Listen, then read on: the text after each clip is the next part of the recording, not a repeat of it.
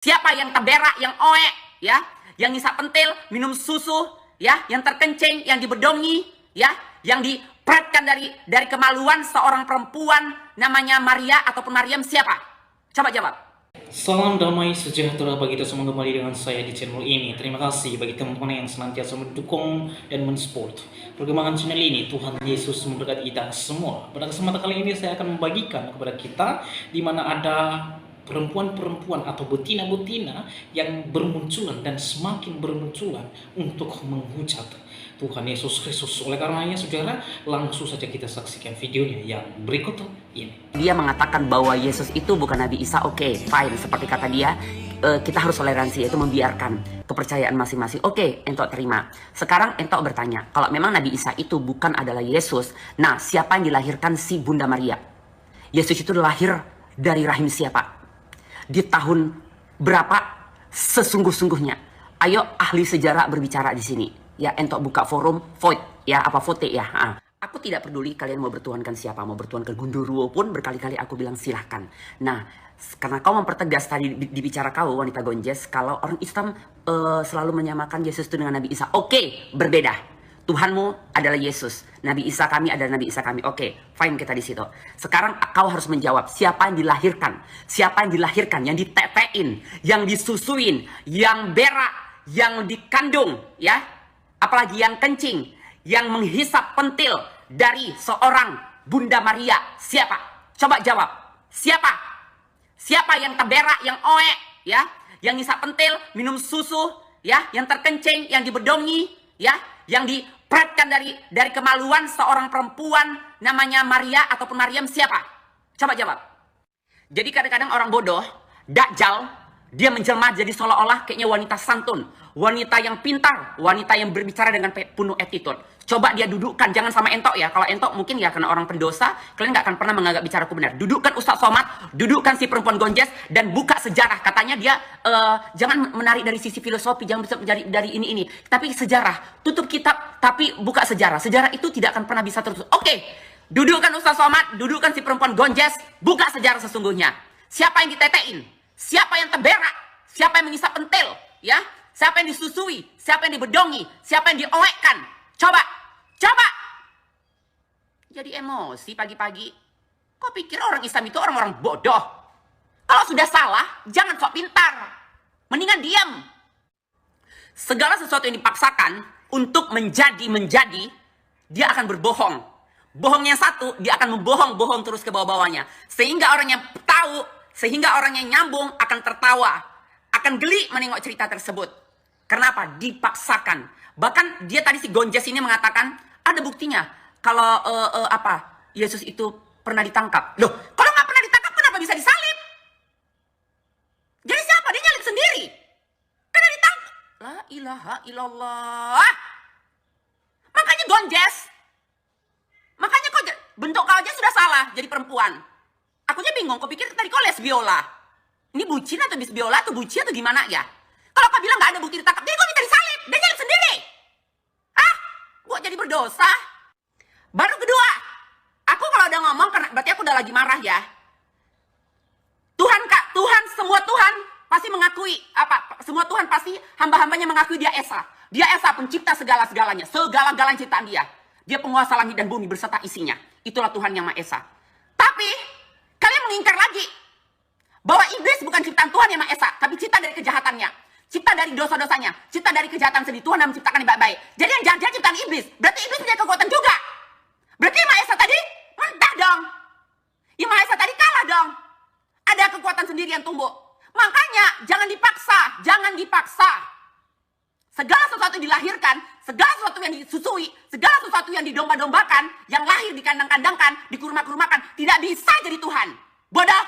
Nanti itu ada orang bodoh tuh yang nyambung. Dibisikin setan, dajjal lagi, dibisikin setan dadanya, dibisikin dajjal. Namanya Tuhan bisa berbuat apa aja. Iyalah, memang Tuhan yang berbuat apa aja. Gak mungkin aku yang berbuat apa aja. Tapi saat Tuhan menjadi sama seperti penciptanya, sama seperti yang diciptakannya, berarti dia bukan Tuhan. Dia harus berbeda.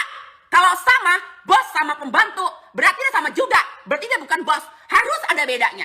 Harus berbeda. Tidak boleh menyerupai. Yang boleh menyerupai itu adalah para malaikat, ya, para jin, ya, para dakjal, yaitu yang diciptakan, bukan penciptanya. Saat dia bisa merubah sama seperti yang diciptakannya, berarti dia bukan pencipta. Logikanya di mana? So pintar ya perempuan gonjes Dajjal ini. Kau duduk sama aku, biar menangis kau.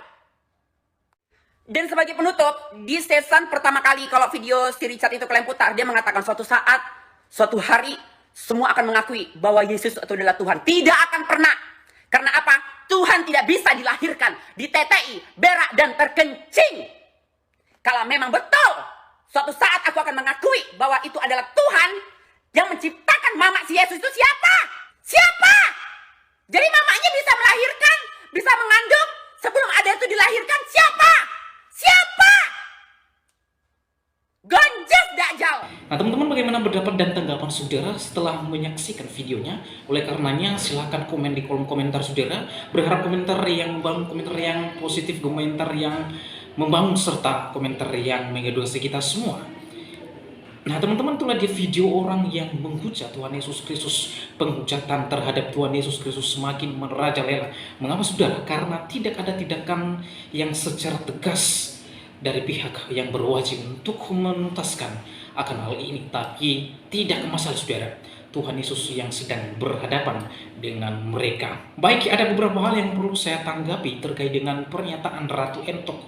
Pertama, Ratu Entok mempertanyakan kelahiran Yesus Kristus. Pertanyaannya begini, siapa yang dikandung, yang hisap pentil, yang minum susu, yang kencing, yang dibedok, yang diprekkan dari seorang kemaluan Ibunda Maria? Siapa?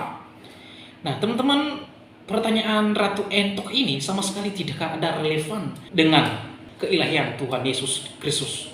Ya, pertanyaan Ratu Entok ini sama sekali tidak ada relevan terhadap kelahiran Yesus Kristus. Ya, pertanyaan ini tidak berbobot sama sekali.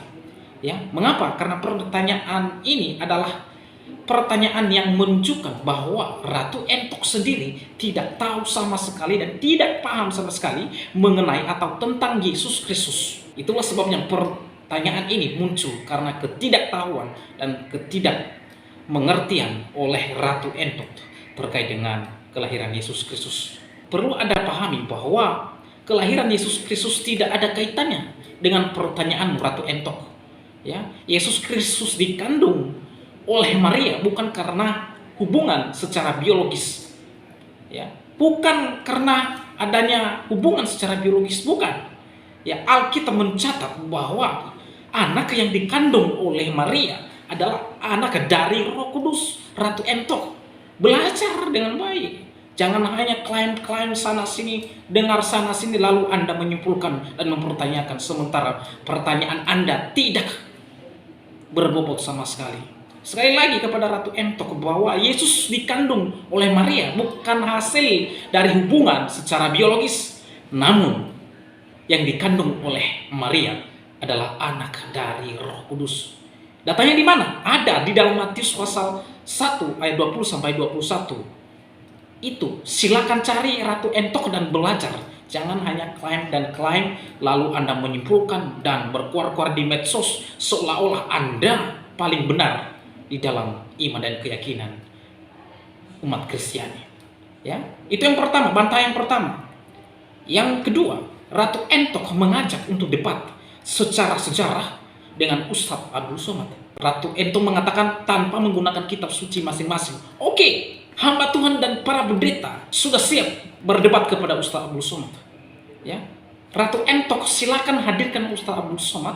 Orang Kristen dan para pendeta sudah siap meladeni Ustadz Abdul Somad itu.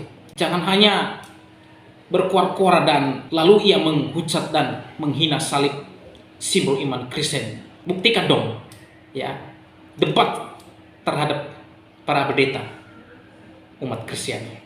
Ya, sekali lagi pendeta-pendeta besar sudah siap melayani Ustadz Abdul Somad itu untuk debat. Di mana Ustadz Abdul Somad pernah ia menghujat salib yang mengatakan bahwa dalam salib itu ada jin kafir, dan jin kafir itu memanggil haleluya, haleluya. Pernyataan ini merujuk pada iman kekristenan. Tidak pernah ada kata haleluya di dalam kitab suci Ustadz Abdul Somad. Dan pernyataan Ustadz Abdul Somad merujuk pada iman kekristenan. Jelas ia sedang menghujat simbol iman kekristenan. Oleh karenanya, sekali lagi kepada Ratu Entok, speech terbuka kepada Ratu Entok untuk menghadirkan Ustadz Abdul Somad, si penghujat salib itu, untuk debat secara terbuka kepada para pendeta. Silakan buat video, nanti saya akan sampaikan kepada pendeta, baik pendeta Esra Soru, Mel Atok, dan pendeta Budi Asali. Mereka itu sudah siap debat kepada Ustadz Abdul Somad yang hanya berkuar-kuar di kandang sendiri itu. Ya, sekali lagi speech terbuka kepada Ratu Entok untuk menghadirkan Ustadz Abdul Somad, Ustadz junjungannya yaitu Ustadz Abdul Somad, di dalam debat terbuka. Kami menantikan usaha dan pertanggungan jawab pernyataan Ratu Entok untuk menghadirkan Ustadz Abdul Somad. Ya. Oleh karenanya di akhir video ini saya akan menghadirkan berita tentang good news, yaitu berita tentang sukacita, keselamatan dan kehidupan yang kekal hanya ada di dalam Yesus Kristus. Itulah sebabnya di dalam Injil Yohanes pasal 14 ayat 6 di sana dikatakan, "Akulah jalan kebenaran dan hidup. Tidak ada seorang pun yang sampai kepada Bapa kalau tidak melalui Yesus Kristus. Sebab keselamatan tidak ada di dalam siapapun juga selain di dalam Dia, yaitu selain di dalam Yesus Kristus. Sebab di bawah kolong langit ini tidak ada nama lain yang diberikan kepada manusia yang olehnya kita dapat diselamatkan." Itulah sebabnya Allah meninggikan Dia dan mengaruniakan kepadanya nama di atas segala nama, yaitu nama Yesus. Jadi segala bentuk makhluk yang ada di alam semesta ini, nama apapun dia harus tunduk di bawah otoritas kuasa nama Yesus Kristus. Sebab nama Yesus berkuasa dan mengalahkan nama dan segala bentuk apapun yang ada di alam semesta ini. Oleh karenanya demikian video saya kali ini. Sampai bertemu di video saya selanjutnya. Tuhan Yesus memberkati kita semua. Shalom.